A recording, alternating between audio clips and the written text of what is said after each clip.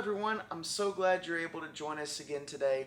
We're going to go right into prayer and into the lesson. Lord, thank you so much for everything that you've done for us. I pray that you will just not let us take these blessings that you've given to us for granted. That will give us wisdom and peace, and that you will just open up our hearts and minds to this lesson today, Lord. That you will guide my tongue in what you want me to say, Lord, and that all glory is to you. In Jesus' name I pray. Amen. All right, so we're going to be kind of going off of the last lesson that we had, all right? The lesson over Daniel, this was last week, so if you want to catch up, just go watch it from last week. But the Israelites have turned against God, Babylon's taken over, and as a result, Daniel has ended up in the king's court. He was trained, he stood firm in his faith, and now God's blessed him. He is in the king's court. Well, it's Daniel and several other advisors. Some of these other advisors, they don't like Daniel so much because he does his job exceptionally well. And the king is looking to find someone that's going to kind of head up all these advisors. He's wanting someone that can kind of take over and make that competent enough to take over. And Daniel's just an exceptional guy.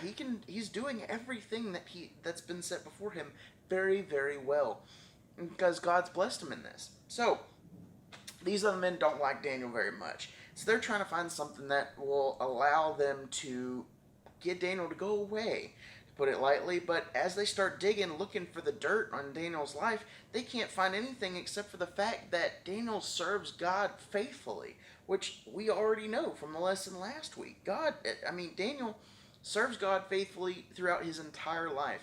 All they could find was that Daniel 3 times a day would go to his window in his house or whatever, looking out over all the people and all the town, and 3 times a day he would pray to God. He wouldn't go into a closet or her closet or in a part of his room or pray before bed. It was 3 times a day he would be at his window and he'd be praying to God. That's all they could find against him. So these clever satraps, the advisors, they're very cunning, and they come up with a plan. We're going to go to the king. And as they go to the king, they appeal to his pride, and they're saying, "Oh, great and mighty King Darius, we have all agreed that for the next 30 days, anyone that doesn't pray and worship to you, they worship anything else. For the next 30 days, they're going to be thrown into the lion's den."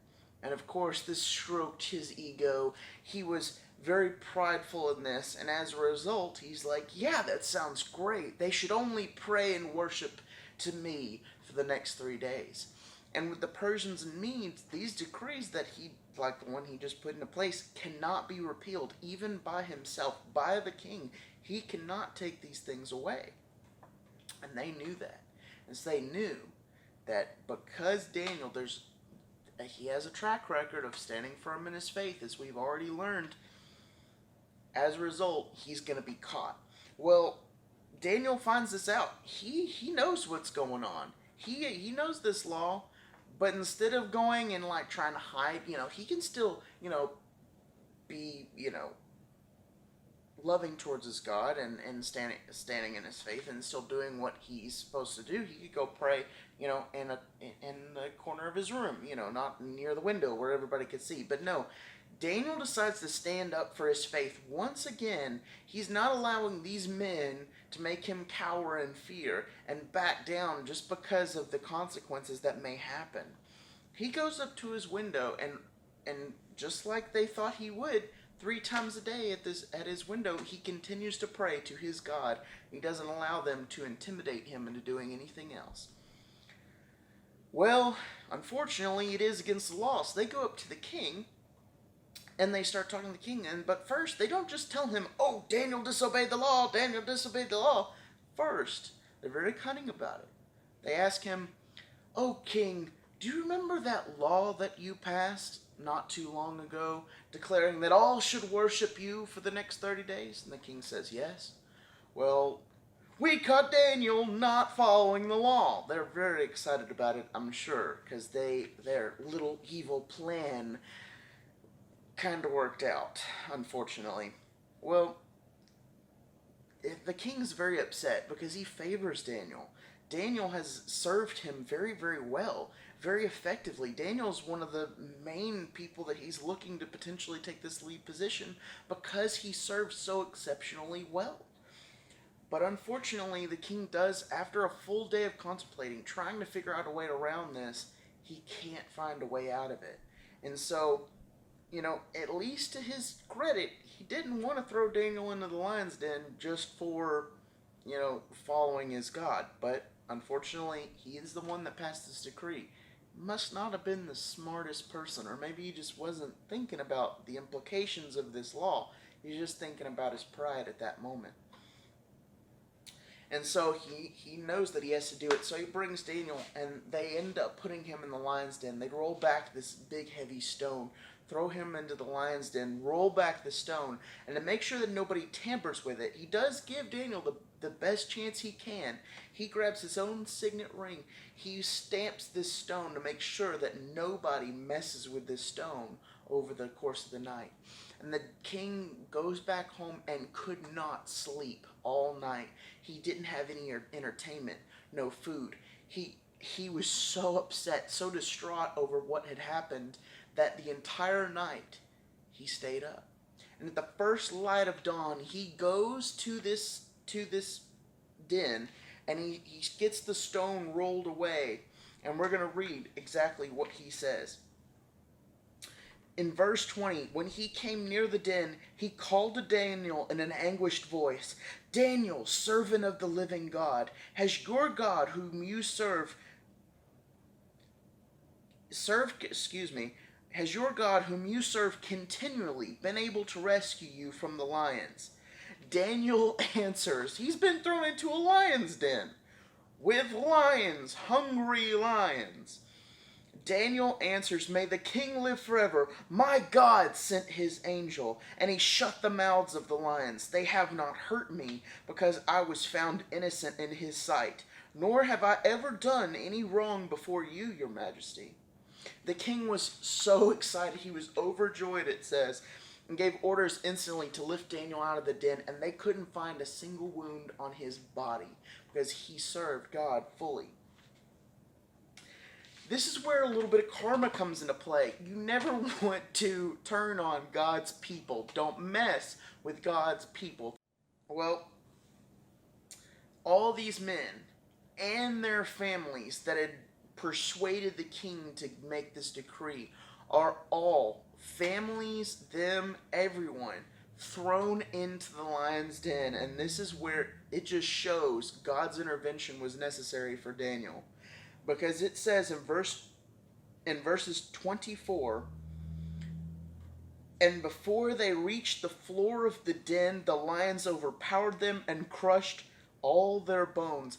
That's gruesome, but it just proves these lions were no joke. Daniel was in danger in this den.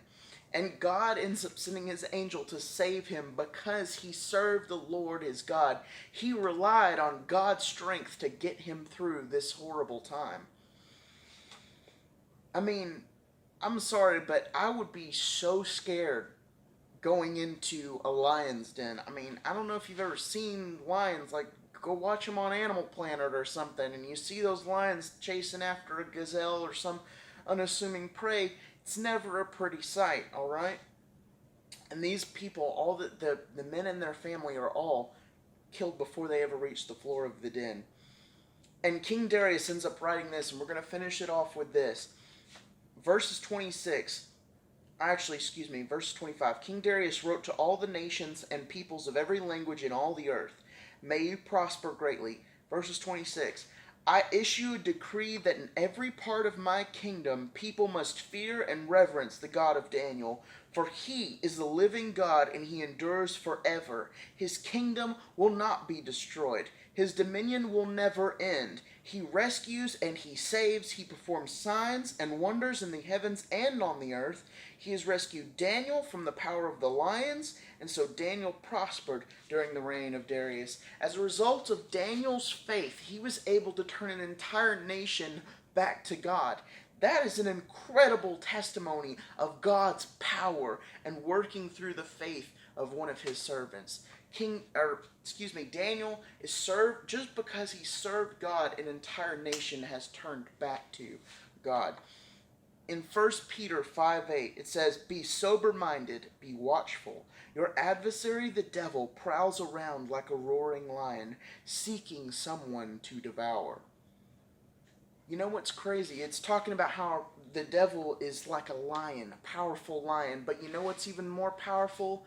Our God, because our God saves. Our God shuts the mouths of lions. If you rely on the strength that God has and not in your own to get you through these problems, to be able to stand firm in your faith against these lions, God can save and He will save. God will provide His strength to get you through.